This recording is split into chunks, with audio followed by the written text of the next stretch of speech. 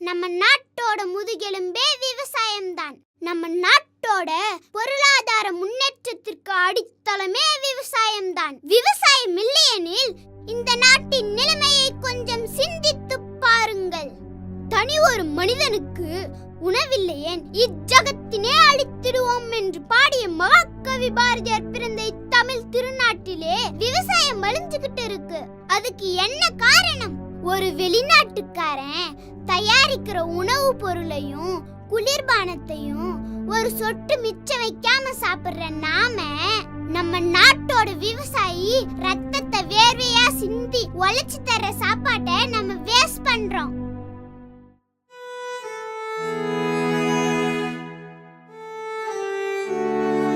இந்த நாட்டுல ஒரு விவசாயி தற்கொலை பண்ணிக்கிறாங்கன்னா விவசாயம் பண்ண முடியலன்றதுக்காக தற்கொலை பண்ணிக்கல, விவசாயம் பண்றதுக்கு போதிய பொருளாதாரம் கிடைக்கலையேன்னு மனசு உடைஞ்சு தற்கொலை பண்ணிக்கிறாங்க.